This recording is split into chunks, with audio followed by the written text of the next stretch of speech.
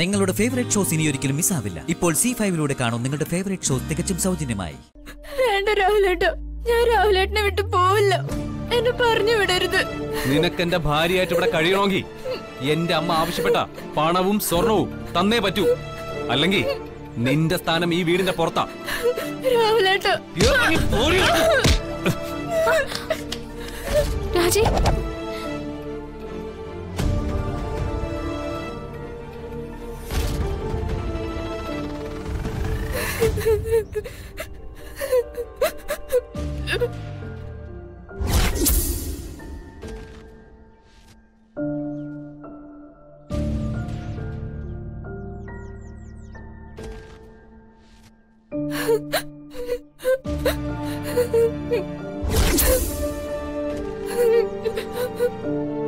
എന്താ രാഹുലേട്ട ഇതൊക്കെ? അത് നിന്നോട് പറയേണ്ട കാര്യം എനിക്കില്ല. അതെ, നീ നിന്റെ കാര്യം മാത്രം നോക്കിയാ മതി.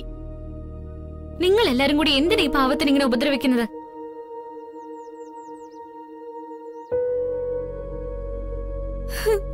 ചേച്ചി, എന്നോട് 250 പവനും 50 ലക്ഷം രൂപയും കൊടുക്കാനാ പറയുന്നത്.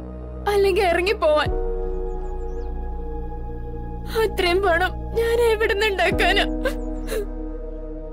നിങ്ങൾ ഇതുവരെ ചെയ്തതിന് ഞാനൊന്നും പറയുന്നില്ല. അത് നിങ്ങളുടെയൊക്കെ വിവരക്കേടായി കണ്ട് ശ്രമിക്കുന്നു. പക്ഷെ രാജയെ ഇപ്പൊ തന്നെ തിരിച്ചു വീട്ടിലേക്ക് കയറ്റണം. കണ്ടോ നാത്തൂനെ, ഈ അടുക്കളക്കാരുടെ അഹങ്കാരം കണ്ടോ? ഇത്രയ്ക്ക് ധൈര്യം ഉണ്ടെങ്കിൽ നാത്തൂനോട് എങ്ങനെ സംസാരിക്കും? അതെ, ഇവൾ ഒരുത്തി കാരണമാ രാഹുലിന്റെ ലൈഫ് ഇങ്ങനെ ആയത്.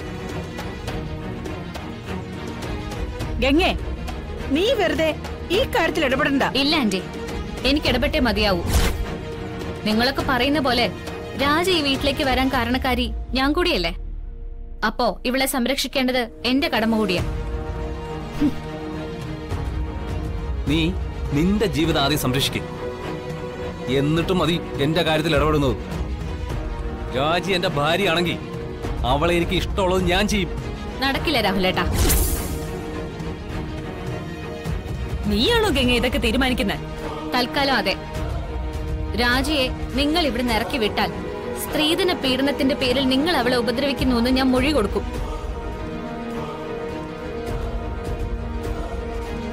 നാലു പേരും കൂടി അഴി എണ്ണേണ്ടി വരും. നീ എന്തു പറഞ്ഞടി? നടക്കാൻ പോകുന്ന സത്യം ആന്റി ഞാൻ പറഞ്ഞത്. കരയാനും തോൽക്കാനും നിന്നാ അതേ നടക്കൂ രാജി. കണ്ണു തുടച്ചിട്ട് നീ അകത്തേക്ക് വാ. ചേച്ചി, ഞാൻ വരാനല്ലേ പറഞ്ഞത്? വാ.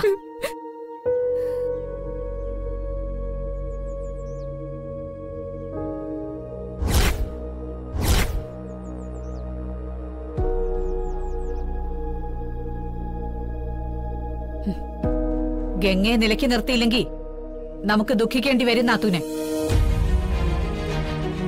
അതെ, ഇന്ന് രാജയുടെ മുമ്പില് ആന്റി അവളെ അപമാനിച്ചു. നാളെ എന്തൊക്കെ നടക്കുമെന്ന് കണ്ടറിയണം.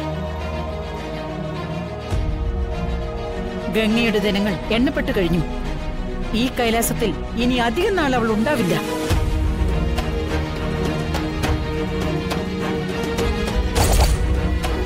ഡൗൺലോഡ് ചെയ്യൂ C5 ആപ്പ്. കാണൂ എല്ലാ എപ്പിസോഡുകളും സൗജന്യമായി.